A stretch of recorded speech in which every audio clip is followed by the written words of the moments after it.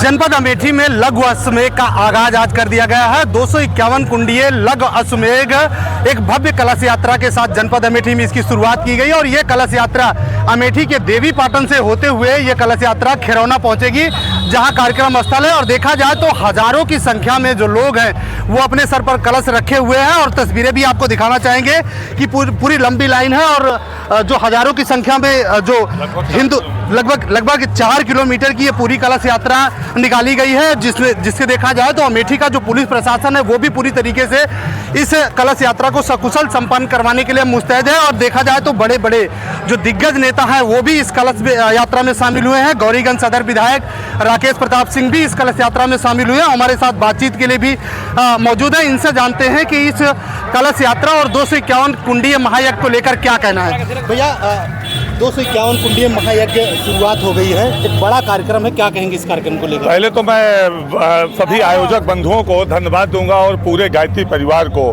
कि उन्होंने पूरे हिंदुस्तान में अमेठी को चुना।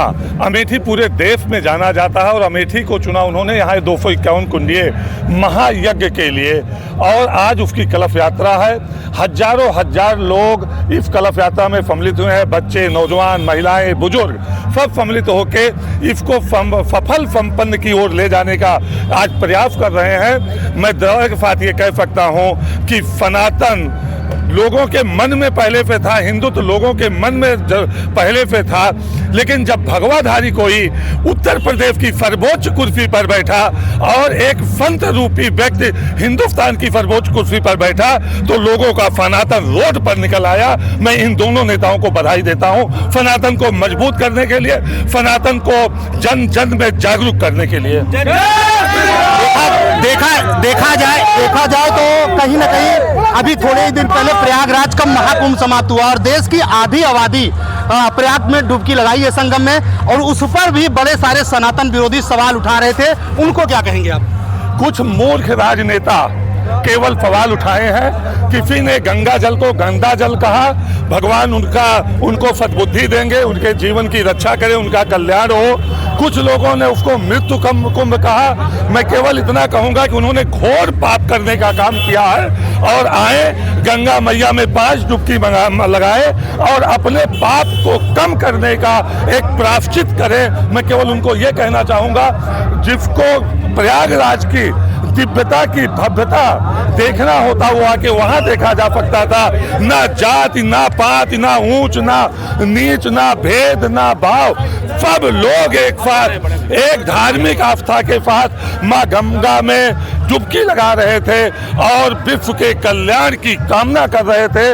उन सीखना चाहिए हमारे सनातनियों से, हमारे हिंदू धर्म को मानने वाले लोगों से कि हम जब भी बात करते हैं विश्व कल्याण की बात करते हैं, प्राणियों में सद्भावना की बात करते हैं, धर्म की जय होने की बात करते हैं, किसी अधर्म का नाश हो ऐसा कोई नारा नहीं लगाते हैं। उसके बाद भी हमको विचलित करने का प्रयास किया जाता है, षड्यंत्र किया जाता है, हमको कमजोर करने की जातियों में बांट के एक साजिश किया जाता है, केवल राजनीतिक सत्ता हथियाने का कुचक रचा जाता है।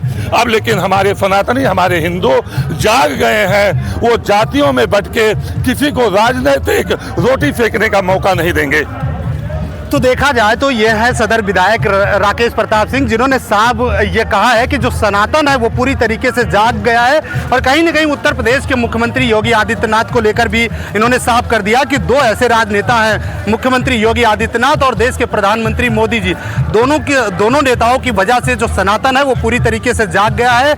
अब ना ये बंटने वाला है और ना ही अब कटने वाला है। ऐसे में देखा जाए तो सनातन का डंका पूरे विश्व में बजेगा। और तस्वीरें भी आप देख रहे होंगे कि लगातार जो महाकुंभ के सफल आयोजन उत्तर प्रदेश के मुख्यमंत्री योगी आदित्यनाथ जी करवाए, उसके बाद ये दूसरा महाकुंभ है जो अमेठी में शुरू हुआ है और जहां पर लाखों की संख्या में इस 5 दिन चलने वाले कार्यक्रम में लोग आएंगे, लोग यहां पर हवन करेंगे। विशेष पुस्तक मेला लगाया गया है और साथ ही साथ जो यहां पर नशा मुक्ति का एक बड़ा अभियान है और इस कलश यात्रा का लोग जगह जगह पर भव्य स्वागत भी कर रहे हैं। आप देख रहे होंगे कि जगह जगह पर केला बांटा जा रहा है। लोगों के जो इस कलश यात्रा में शामिल हुए लोग हैं उनकी सेवा सेवा की जा रही है, उनको चाय नाश्ता करवाया जा रहा है और उनका लगातार स्वागत किया जा रहा है। तो अब ये धीरे धीरे कलश यात्रा जो है अपने स्थल पर पहुंच रही है। देखा जाए तो हजारों की संख्या में लोग पूरे उत्साह के साथ इस कलश यात्रा में शामिल हुए हैं। Sanjay Yadav, India news, Amethi.